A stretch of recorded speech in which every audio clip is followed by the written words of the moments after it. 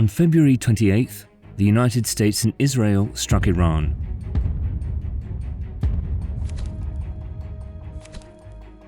We are going to destroy their missiles and raise their missile industry to the ground. It will be totally, again, obliterated. Within days, the Strait of Hormuz, the narrow passage through which 20% of the world's oil travels every day, was closed. What happened next was not a surprise. The world knew this choke point was fragile. It knew what a closure would cost. It had the plans, the proposals, and in some cases the money to do something about it. It just never did. The question was never whether this would happen. The question was always whether anything would be ready when it did. Pull up the map. The Strait of Hormuz is the narrow neck of water connecting the Persian Gulf to the Gulf of Oman and the Arabian Sea. Iran sits to the north. The Musandam Peninsula, shared by Oman and the UAE, sits to the south. At its narrowest point, it is 21 miles wide. The two usable shipping lanes, one inbound, one outbound, are each barely 2 miles across, separated by a 2-mile buffer zone. That is all the space the global energy system has to work with. Every drop of oil produced in Saudi Arabia, Iraq, Kuwait, Qatar, Bahrain, and the UAE has to exit through this single passage. The oil is produced inside the Gulf. So if the exit is blocked, unlike Panama, where ships can reroute around South America, there is no alternative path for a tanker already loaded in Basra or Kuwait City. The numbers tell you what that means. 20 million barrels of oil pass through here every single day. Around 20% of all global liquefied natural gas trade flows through here as well, almost entirely from Qatar. China gets roughly 40% of its oil this way. Japan, South Korea, and India are in the same position. Every major Asian economy, along with Europe's growing liquefied natural gas importers, depend on this passage for its energy supply. The Panama Canal handles about 5% of world trade. Hormuz is not a trade route. It is the world's primary energy artery. They are not comparable choke points. Nothing else in global trade comes close. And right now, over 150 tankers sit anchored just outside it, unable to move, waiting, after Iran's Revolutionary Guard warned that any vessel attempting to pass would be set ablaze. Attention all ships, from now on, all navigating through the Strait of Hormuz is forbidden. This is the passage the world never built a real backup for. This crisis has a history, and understanding it explains why the world is scrambling right now. Go back to the 1980s. During the Iran-Iraq War, both sides attacked oil tankers in what became known as the Tanker War. Lloyd's of London estimated 546 commercial vessels were damaged. The world got its first real look at what a Hormuz crisis felt like and responded by building the one bypass that exists today. Saudi Arabia's East-West Pipeline, constructed in 1981 specifically because planners feared this exact scenario. That pipeline is now over 40 years old, and it remains the best answer the world has. Fast forward to late 2011 and into 2012. Iran threatened to close the strait in response to Western nuclear sanctions. The UAE rushed to complete its Habshan-Fujairah pipeline. Multiple canal proposals resurfaced, were studied, and were shelved when the threat faded. Every time Iran threatens, the proposals return. Every time the threat fades, they go back in the drawer. These are not new ideas, and most of them are decades old. What is new is the urgency. The most dramatic proposal ever seriously studied came in 2008, when Dubai officials were actively exploring a canal roughly 180 kilometers long, cutting from the Gulf Coast across the Hajar Mountains to the port of Fujairah on the Gulf of Oman, bypassing the strait completely. The engineering challenge is enormous.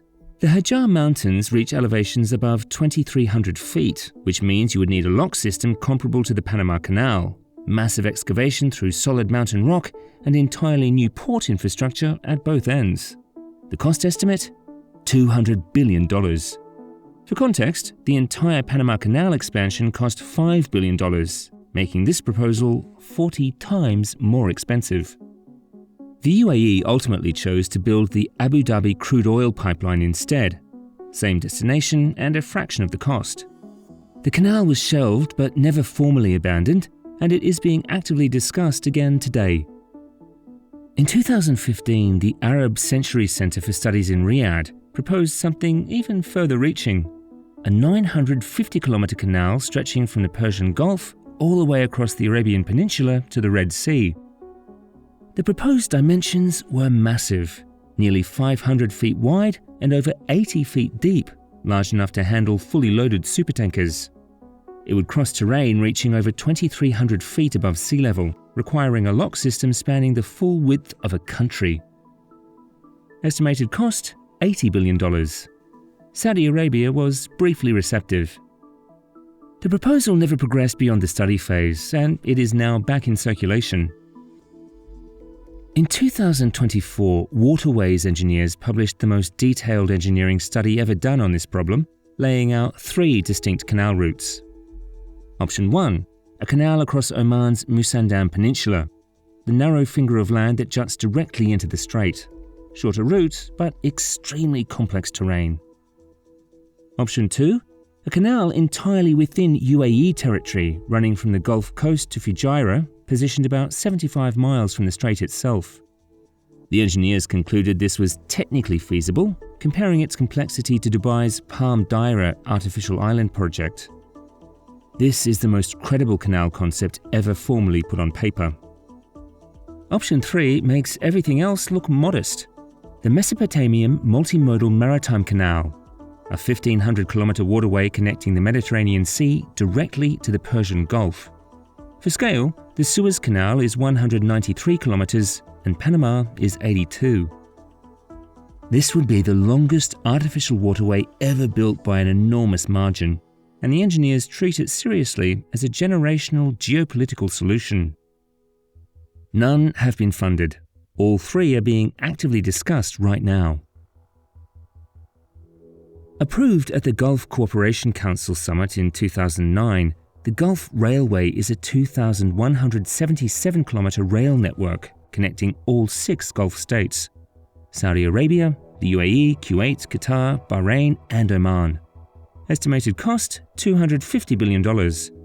Projected freight capacity, 201 million tons per year.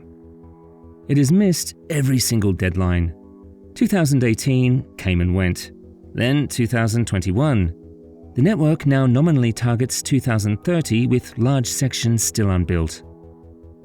The critical limitation for the Hormuz problem: rail can move containers and manufactured goods efficiently, but it cannot move crude oil at the volumes Hormuz carries. The Gulf Railway solves the non-energy trade problem while leaving the oil crisis completely untouched. Iraq is in genuine financial emergency. Crude oil is 90% of its state revenue, and almost all of it flows through Hormuz. 3 long-idle routes are being urgently revived. The Iraq-Jordan-Aqaba corridor stretches approximately 1,665 kilometers from Basra to Jordan's Red Sea port.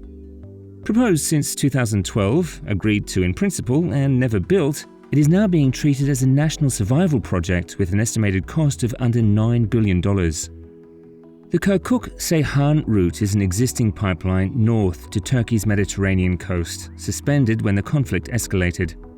The Iraq-Syria-Banias pipeline is an 850-kilometer dormant route to Syria's Mediterranean coast, dead for decades, but now politically viable following the fall of Assad's government. Together, these routes could handle only a fraction of Iraq's normal export volume, making them a lifeline, but not a solution. Of everything in this video, only 2 systems are actually running. Saudi Arabia's east-west pipeline, the Petro Line, runs approximately 746 miles from the Gulf Coast to Yanbu on the Red Sea. Saudi Aramco's CEO announced on March 10th that the system was being ramped to its full emergency capacity of 7 million barrels per day. Conversion was confirmed complete on March 11th, up from roughly 2 million barrels per day before the crisis. There is, however, a bottleneck almost nobody is talking about: The Yanbu export terminal has a combined loading capacity of approximately 4 to 4.5 million barrels per day, according to Argus Media. So even if the pipeline runs flat out at 7 million barrels, the port caps what actually gets onto ships at roughly 2/3 of that figure.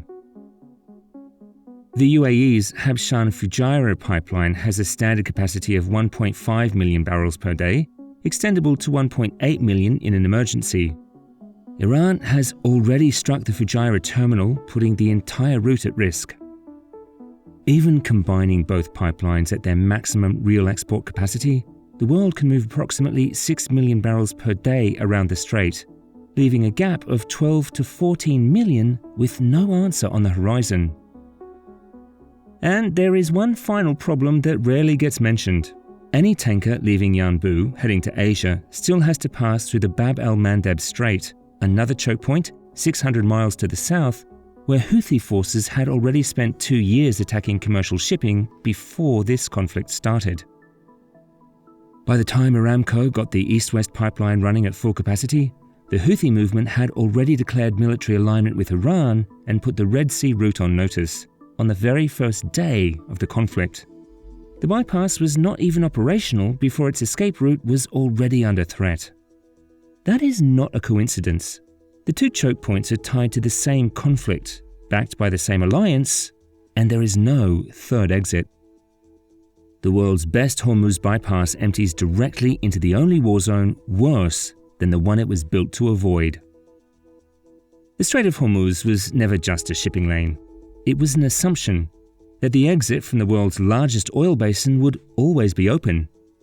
Every proposal in this video existed because someone, somewhere, understood exactly how fragile that assumption was. The studies were done, the engineers drew the plans, in some cases, the funding was within reach. What decades of proposals, studies and summits actually produced was two pipelines that cannot cover the gap, pointed at a sea that is now also under attack.